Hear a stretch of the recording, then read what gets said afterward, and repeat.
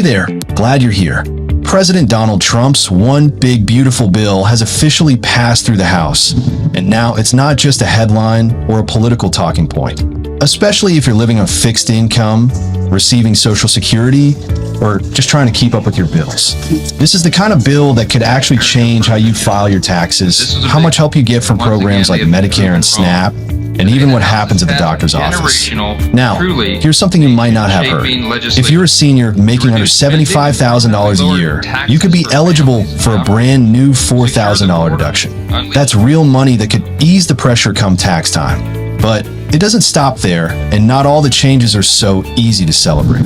So stay with me, because what's in this bill could affect your wallet, your health coverage, and the way public services show up in your daily life. And before we go on, I'd love to hear from you in the comments. Are you currently receiving Social Security or Medicare? Are you concerned about how these new changes might affect you or someone you care about? Let's talk about it. And if you find this kind of breakdown helpful, don't forget to subscribe so you don't miss future updates.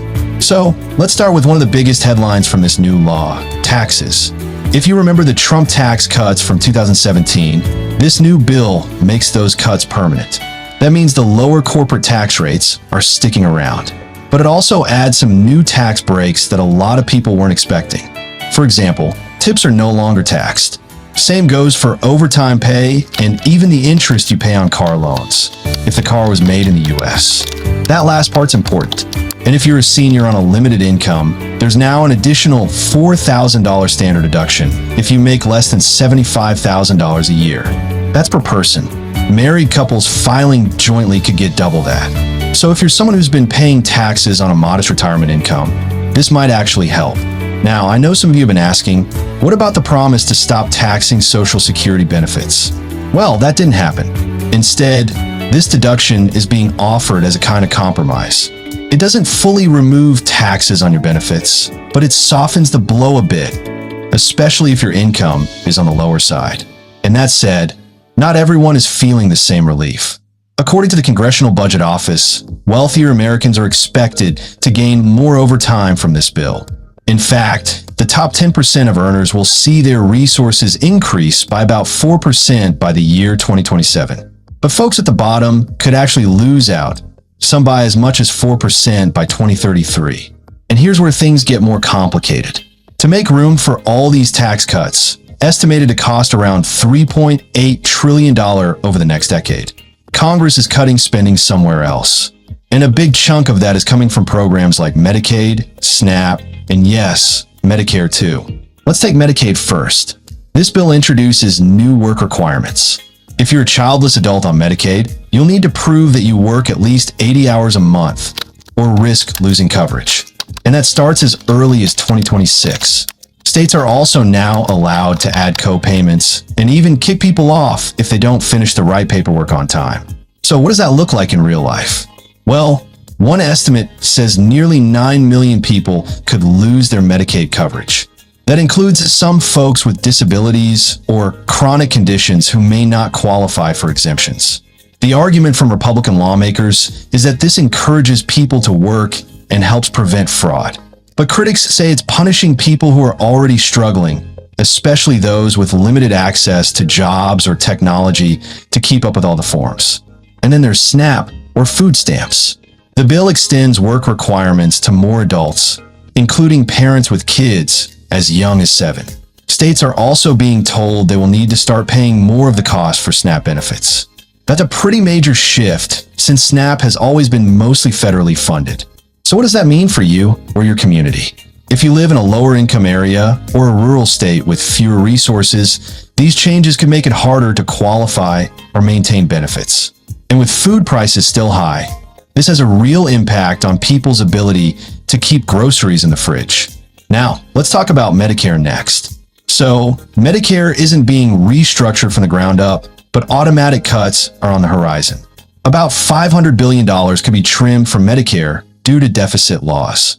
That's not a direct cut in your monthly check, but it could affect things like hospital reimbursements, prescription coverage, and long-term care. If you're a senior who relies on Medicare Advantage or who has high drug costs, you could start to see some of those changes ripple through your care. Some experts warn that this could create a two-tier system, where wealthier patients can still afford top care, while lower-income seniors face more red tape or longer wait times. The White House insists that core benefits remain protected, and the new tax deduction should offset some of the costs. But elder advocates are worried. And honestly, I think it's fair to say there's still a lot of uncertainty here. And speaking of uncertainty, the bill also rolls back parts of President Biden's climate law. Subsidies for things like electric cars and energy-efficient appliances are being phased out. If you're planning on upgrading your home or buying a cleaner car, you might want to double-check what credits still apply. Now, let's shift to something that's getting less attention in the mainstream coverage, but is a huge part of the bill: immigration and border enforcement. This law dedicates nearly $175 billion to immigration enforcement, with $45 billion for detention facilities and $50 billion to restart construction on the southern border wall. That's on top of plans to hire 10,000 new border agents. Also, asylum applications are going to get more expensive and court fees are rising. Immigration advocacy groups say this could make it harder for people in crisis to get the help they need. Meanwhile, the administration says this is about restoring order and national security.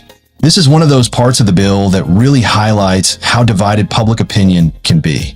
Some see it as a necessary step, while others see it as an unnecessary hardship. Now here's something that's been raising eyebrows in legal circles. The bill limits federal courts from enforcing certain types of rulings, like temporary restraining orders. This change could reduce the ability of judges to block controversial executive actions. It might sound technical, but it has real implications for civil rights, immigration rulings, and environmental laws. Critics call it an attack on judicial independence. Supporters say it's about keeping unelected judges from stopping the will of the voters. Either way, it's a change that's going to have long-term effects. And here's the final piece. The debt ceiling has been raised by $4 trillion. That's the cap on how much money the government can borrow. It had to be done to keep the country from defaulting, but it's sparked criticism, especially from those worried about the growing national debt. Some lawmakers are calling it fiscal hypocrisy, saying we're spending money we don't have to fund tax cuts that benefit the rich. Others argue it's a necessary step to keep the economy stable and follow through on campaign promises. So what does this all mean for you? Well, if you're a senior on a fixed income, the extra deduction might help, but rising costs for healthcare could offset that. If you rely on Medicaid or SNAP, you may face stricter rules or lose coverage altogether.